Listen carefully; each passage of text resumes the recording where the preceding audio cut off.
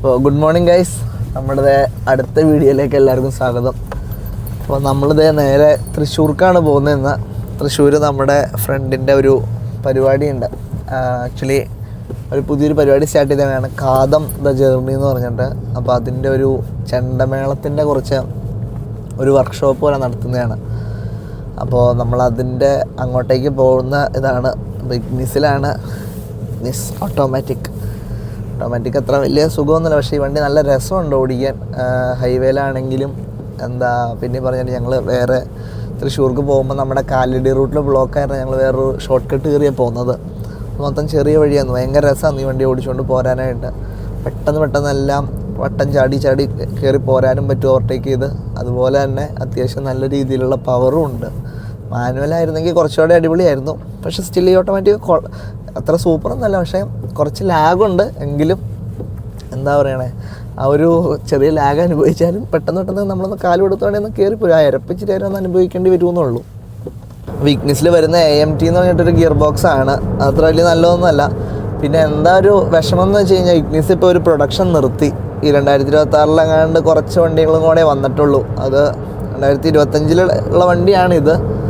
2026 അന്നത്തെ കുറേ ബാച്ച് വിട്ട് തീർത്തായിരിക്കണം, അതിനെപ്പറ്റി കാര്യമായിട്ട് അറിയത്തില്ല.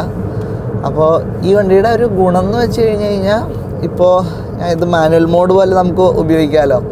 അപ്പോൾ ഞാൻ ഇവിടെ ഈ റോഡൊന്ന് കാണിച്ചു കൊടുത്തിട്ടാ. ഇപ്പോൾ ഈ ഇതിലേക്ക് നമ്മൾ ഒരു ഓൾമോസ്റ്റ് ഞാൻ തേർഡിലേക്ക് ഒന്ന് ഡൗൺ ഷിഫ്റ്റ് ചെയ്തു. എന്നിട്ട് ഇവിടെ നിന്ന് ഞാൻ ഫുൾ ത്രോട്ടിൽ കൊടുക്കുക. കയറി പോണതിന് നിങ്ങൾക്ക് കണ്ടറിയാം, റെവ്യാണ് കണ്ടോ, 6000 RPM.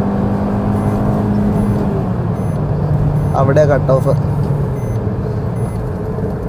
അപ്പോൾ ഈ ഇഗ്നിസ് എന്ന് പറഞ്ഞ വണ്ടി എനിക്ക് ഭയങ്കരമായിട്ട് ഇഷ്ടമുള്ളൊരു വണ്ടിയാണ്. കാരണം ഈ ഒരു ഇത്രയും രസത്തിലൊരു എന്നെ ഓടിക്കുക എന്ന് പറയുന്നത് ഒരു ഭയങ്കര ഭംഗിയായിട്ടുള്ളൊരു കാര്യമാണ്.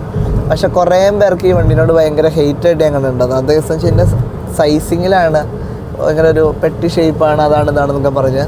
പക്ഷെ സ്റ്റിൽ ഈ ഒരു 1.2 ലിറ്റർ കാറ്റഗറിയിലും അല്ലെങ്കിൽ ആ ഒരു കുറേ എണ്ണ വണ്ടികളുടെ ആ ഒരു റേഞ്ച് ഉണ്ടല്ലോ, അതിലൊക്കെ വെച്ച് നോക്കുമ്പോൾ ഈ വണ്ടി ഭയങ്കര ഫാസ്റ്ററാണ്. പിന്നെ സേഫ്റ്റിയുടെ കേസ് അത്രയും വലിയ ഇതൊന്നും പറയണില്ല, പക്ഷേ സ്റ്റിൽ അത്യാവശ്യം ഒരു വേണ്ട രീതിയിലുള്ള സേഫ്റ്റിയും കാര്യങ്ങളുണ്ട്. കറക്റ്റ് എത്ര സ്റ്റാർ റേറ്റിംഗ് ഒന്നും അറിയത്തില്ല. പിന്നെ ആകെ ഒരു ഇതായിട്ട് തോന്നിയേക്കണമെന്ന് വെച്ച് കഴിഞ്ഞാൽ അത് ഭയങ്കര സ്പീഡിൽ പോകുമ്പോഴാണ്.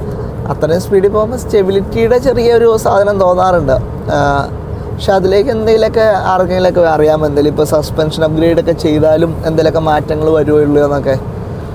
പിന്നെ വേറെ കേസെന്ന് വെച്ച് കഴിഞ്ഞാൽ ഇഗ്നിസ് നിർത്തി, അവർ പ്രൊഡക്ഷൻ നിർത്തി. ഇനിയിപ്പോൾ ഇഗ്നിസ് ഉണ്ടാവത്തില്ല.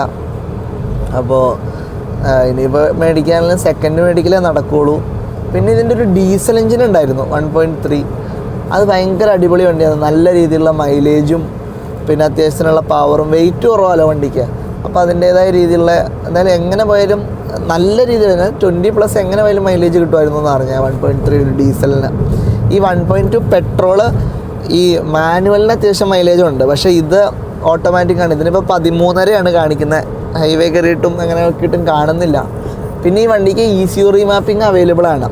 ഇഗ്നിസ് അത്യാവശ്യം നല്ല രീതിയിൽ റെസ്പോണ്ട് ചെയ്യണമെന്ന് പറഞ്ഞാൽ എന്നെയാണെങ്കിൽ തന്നെയാണെങ്കിലും. ഇപ്പോൾ ഈ വെയിറ്റും കുറവാണ്. ഈ വണ്ടിയിലൊക്കെ ഒരു 6-8 HP തന്നെ ആഡ് ചെയ്യാൻ പറ്റുവാണെങ്കിലും നല്ല വ്യത്യാസം ഉണ്ടാവും നമുക്ക് ആ റൈഡിങ്ങിലും കാര്യങ്ങളിലും. മാനുവലിലാണെങ്കിൽ ഭയങ്കര രസമായിരിക്കും, കാരണം അത് ഓൾറെഡി ഭയങ്കര ഒരു പെപ്പിയർ എഞ്ചിനാണ്.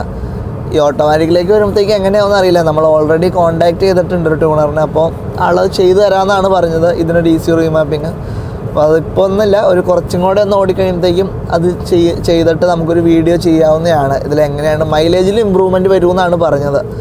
ഒരു 1-1.5 കിലോമീറ്റർ കൂടി കിട്ടിയാലും നമുക്കതൊരു വിന്നാണ് സത്യം പറഞ്ഞു കഴിഞ്ഞാൽ.